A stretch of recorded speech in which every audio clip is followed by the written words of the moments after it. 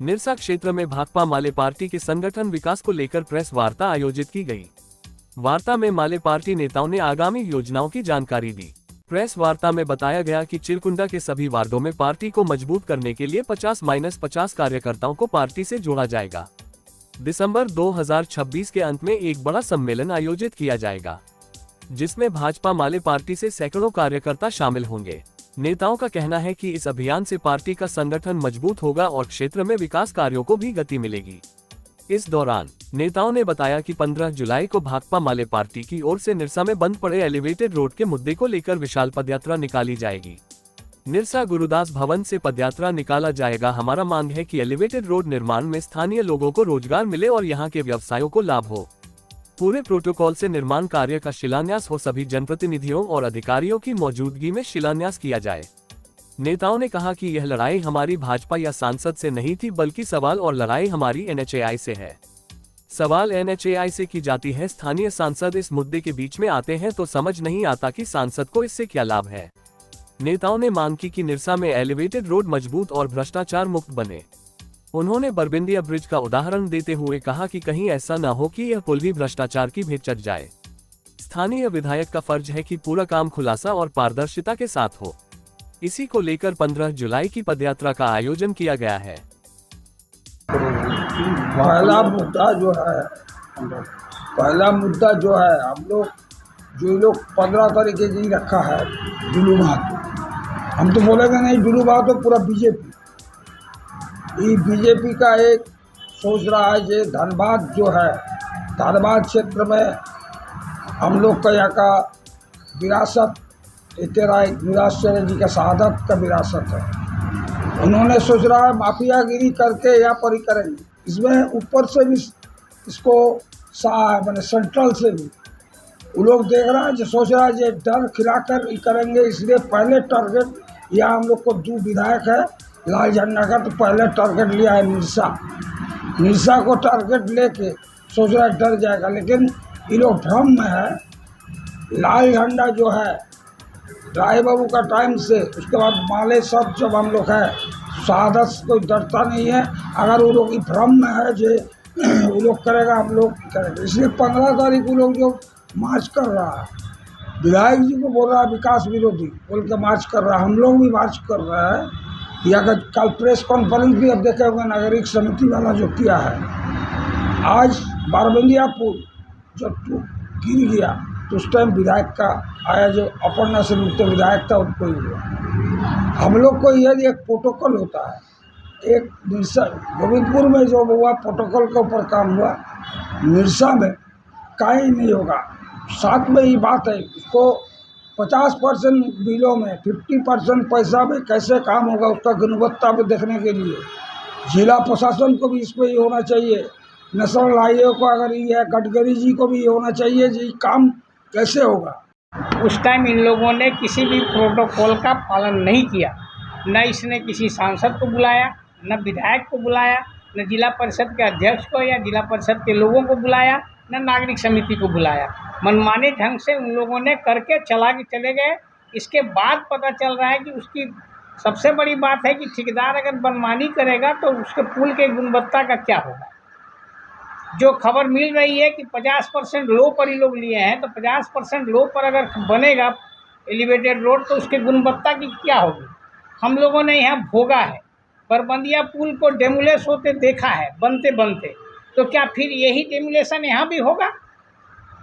इसलिए हमारा मांग है कि एक निगरानी समिति बनाया जाए और बाज़ाब्ता इसकी गुणवत्ता की जांच हो। इसके लिए ज़रूरी है कि माने जो कॉन्ट्रैक्टर है और NHAI है वो एस्टीमेट जारी करे कि क्या एस्टीमेट है और कहाँ किस कंपनी का कौन सा मटेरियल लगाया जा रहा है, और जो एस्टीमेट में है उसी पर काम हो ताकि गुणवत्ता बना रहे और लोगों को जान का भय नहीं रहे। आप लोग भी पत्रकार हैं, देखते ही होंगे सोशल मीडिया भरा पड़ा हुआ है कि कहाँ कहाँ एक्सप्रेस वे टूट रहा है, कहाँ पुल टूट रहा है, कहाँ ये टूट रहा है, सब टूट ही रहा है। कोई महीना में, कोई 2 महीना में, कोई 6 महीना में, कोई 3 महीना में। तो क्या निरसा में भी यही होगा? तो क्यों नहीं इसका विरोध किया जाए। उनसे तो नहीं है। हम जो भी मांग है, जो भी डिमांड है करते हैं NHAI से। हम एस्टीमेट मांगते हैं NHAI से। हम लोकल लोगों को रोजगार देने का बात NHAI से करते हैं। ढूलू मत बीच में क्यों आते हैं कि हम क्या हैं, हम समाज माने विकास विरोधी हैं, माने विधायक क्या है, विधायक माने दंगदार है। ये ढूलू बातों को तकलीफ क्यों हो रहा है, एनएचएआई क्यों सामने नहीं आ रहा है? कोई जवाब नहीं आया, इतने बड़े माहौल गर्म हो गए, इसमें विधायक सांसद के बीच में जो नहीं, हम बोलते हैं एनएचएआई का जवाब नहीं आ रहा है, उसके पहले विधायक सांसद का जवाब क्यों आ रहा है? तो कौन सांसद है, एनएचएआई के प्रवक्ता हैं या एनएचएआई के डायरेक्टर हैं, क्या है सांसद? अगर प्रोटोकॉल ख्याल नहीं रखे, इसमें गलती तो एनएचआई करते, एनएचआई क्यों नहीं सामने आ रही? एनएचआई का गलती कैसे है, जब हम एनएचआई के खिलाफ लड़ रहे हैं, एनएचआई के आने के पहले ढूलू मत आ जा रहे हैं सांसद, क्यों? क्या उनका एनएचआई से इंटरेस्ट है, क्या एनएचआई के डायरेक्टर है कि क्या है? आप मानते हैं कमीशन का चक्कर है? हो सकता है, कोई बड़ी बात थोड़े है। इसमें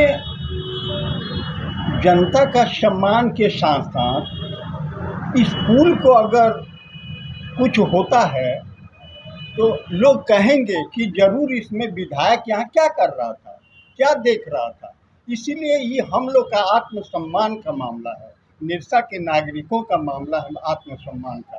खाली इतना ही नहीं है, कल कुछ हो जाएगा तो कहेंगे लोग कि यहाँ का नागरिक जो है जागरूक नहीं है, इनका एमएलए जो है इसका देखभाल बढ़िया से नहीं किए, ये यहाँ पर जो प्रोटोकॉल है उसका और साथ ही साथ एस्टीमेट का पालन नहीं किए। लेकिन सांसद की ओर से वो थोड़ी वो कहेंगे, वो विकास की बात करेंगे, लेकिन विकास के रूप में यहाँ के नागरिकों ने देखा है कि आज तक वस्तुहारा संग्राम समिति अपने मांगों को लेकर इतने वर्षों के बाद भी 70-75 वर्षों के बाद भी जो विस्थापित हुए हैं विकास के नाम पर न हुए हैं, इधर भी हुए हैं, पंचित में भी हुए, मैथन में हुए हैं।